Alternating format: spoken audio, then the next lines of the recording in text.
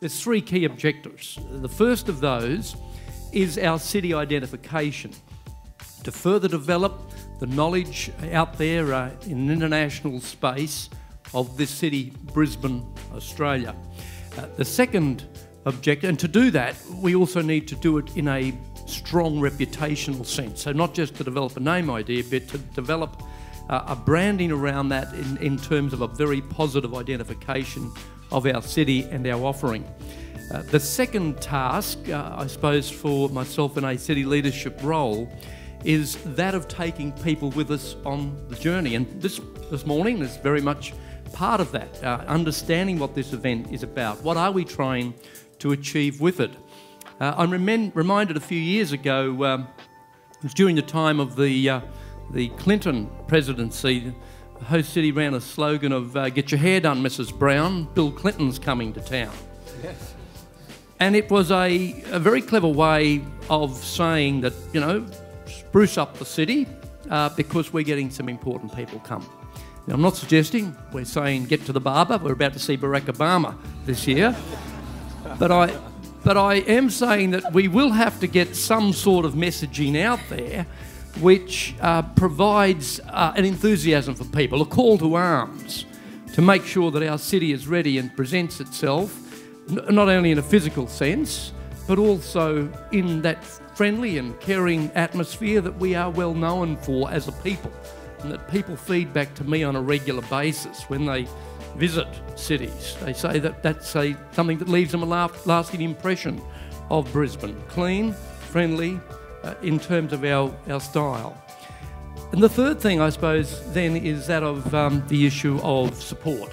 So we're not a lead agency in this, we're a smaller player, but our job is to support the federal and the state agencies to make sure that they can get on and do their job and make this event very, very successful, and one which hopefully will have a lasting impact in the world. So there is going to be an ongoing benefit from this, and our job is to capture the further identification of the city through the G20 summit. But there is a lasting economic benefit if we do it well, if we can get our name idea out there. I have this simple saying: if people don't know the name of your city, they can't visit it. And if they can't visit it, then they're not going to invest in it. So it's a process, and we've got to be realistic. As a city, we are not well known internationally. We've got a job to do, and we've all got to be a part of that job. I can champion that role, but it's got to be something that everybody comes on board with. As you travel, make sure that you download material from Brisbane Marketing and show all of the things that we can do. And over the next 12 months, and you've got this booklet on your table, that's got a plan of action as to how we're going to continue to get that roll out, and that, Karina, will bring that economic benefit multiplying through for many years to come. People come here, they will spend, and we need to make sure that our doors are opened. So look, I mean, I'm not treating this, apart from the fact that these are very influential people, obviously, and we need to make sure we leave a very good impression and a lasting impression upon them about our city. I think in terms of the normal business activities, apart from the, you know, some areas of closure that will occur, we need to just get on with business as normal. It is about the engagement. And again, I keep coming back to this book, and I implore you to have a look through it, because with our Agents for Action, as we call them, Brisbane Marketing, we've put together a great program of initiatives, everything from the Global Cafe, for example, which is getting thought leaders together, futurists, people that are looking at advanced architecture, the sorts of things that we need to do to make sure that we live out those words, Brisbane, Australia's new world city. It's about the engagement and getting those things going that is going to be very, very important to us. There's part of the Choose Brisbane campaign. There's a program of training for our transportation workers, for our volunteers, an expansion of our Brisbane Greeters program, who work so effectively and in conjunction with the Brisbane Airport.